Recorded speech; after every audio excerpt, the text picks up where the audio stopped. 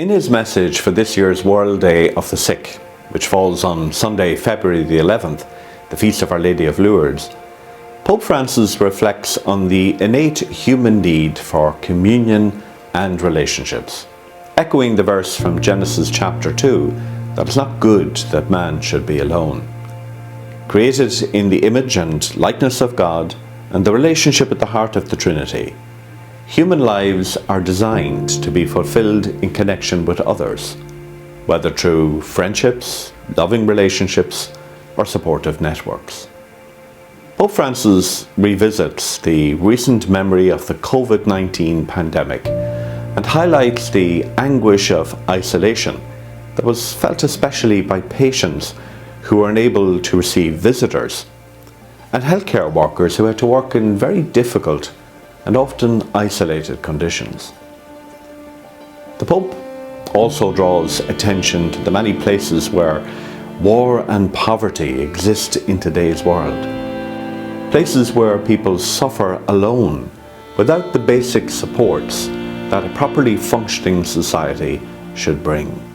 Pope Francis's message for World Day of the Sick 2024 reminds us, however, that even in advanced modern societies such as Ireland, the prevailing culture of individualism that prioritizes productivity over human connection can lead to a sense of abandonment and isolation, particularly among the elderly and the sick.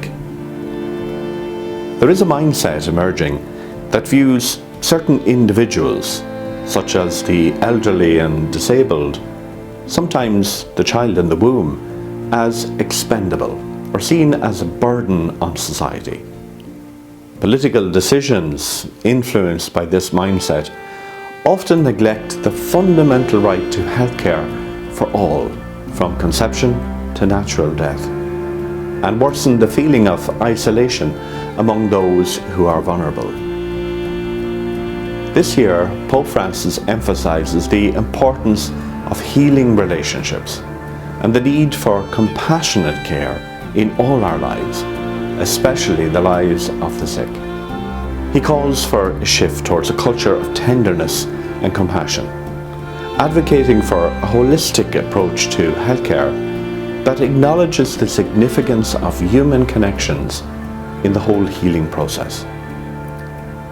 Pope Francis concludes with a call to all Christians to emulate the compassion of Jesus. The sick, vulnerable and poor are at the heart of the Church and always must be at the heart of our pastoral attention.